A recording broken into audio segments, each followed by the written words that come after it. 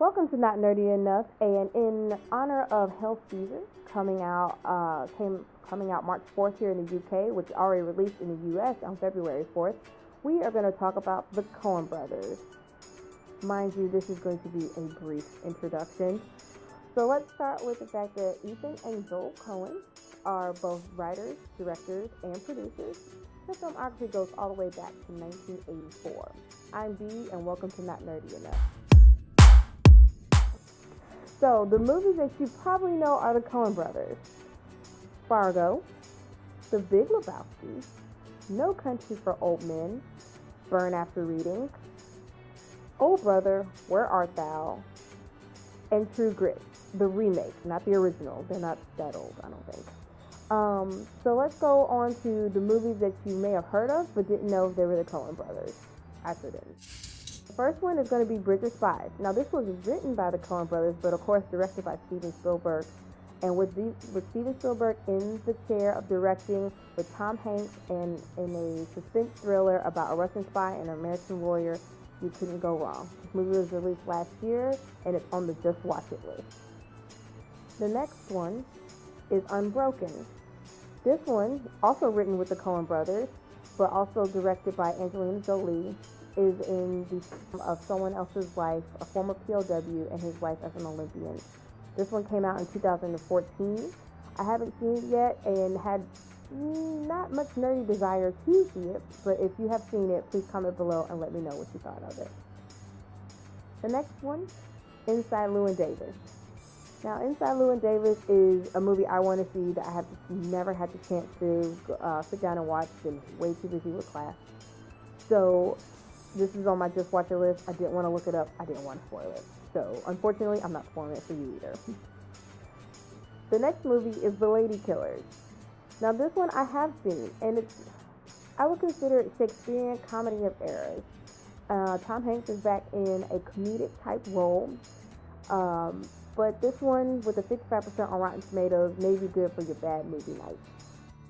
The next one, A Serious Man, is a Man Seeking Answers, a film by the Coen Brothers about a man who lost a lot with his professional and his personal life, and he's just seeking answers throughout the movie. This came out in 2009 with the 89% on Rotten Tomatoes. It looks like a must-see. Gambit. Now, this one is for all you Alan Rickman fans out there who want to honor his memory. Please go watch Gambit. Came out in 2012 as a remake of a 1966 film with Shirley MacLaine and Michael McCain. And again, if you need any incentive to see this movie, Alan Rickman. So now we're going to move on to the movies none of us have heard of, but it's about time we knew what they were. This is a longer list, so sit back and relax. The next one is Paris, I Love You. 18 short films, first time shot in 4K here in Europe. Paris, I Love You is a good combination of all things European. Came out in 2006, 87% on Rotten Tomatoes. Intolerable Cruelty is a romantic comedy. Now, romantic comedies I put on maybe down here with my love of movies. I don't really do romantic comedies. Got a 75% on Rotten Tomatoes. It's got George Clooney, but it's a romantic comedy, so just kind of put that at the bottom of the pile. These are in no particular order, so it's just bottom of the pile. The next one is The Man Who Wasn't There. This is a British-American neo-noir film made in 2001 with a certified 81% fresh on Rotten Tomatoes. Don't have much information after that, but I'll look it up just for you because, of course, we're not nerdy enough right now. The next one is The Naked Man, which I do want to see.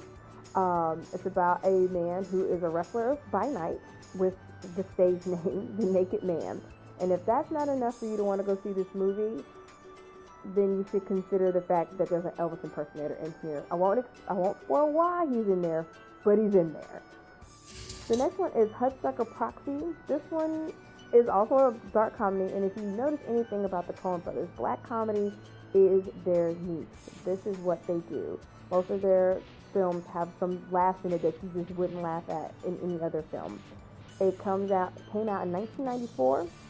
But this one has a 58% Rotten Tomatoes. It's about as low as The Lady Killer, so we're just not sure about this one just yet.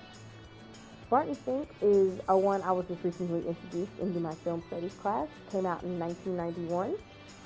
It's a period comedy drama and apparently has a ton of themes to consider according to the film critics that watched it. So we're not film critics.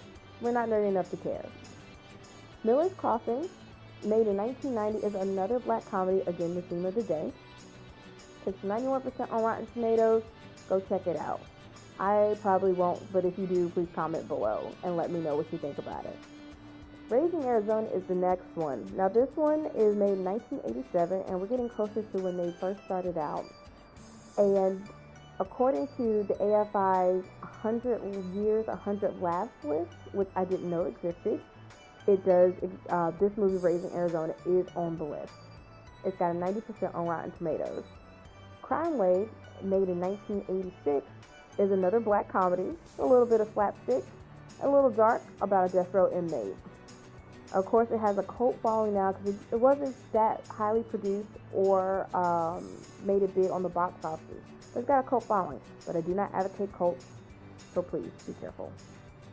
Blood Simple is the very last one and the very first one. 1984. I was born, so I technically have an excuse for not seeing this. I kind of have an excuse.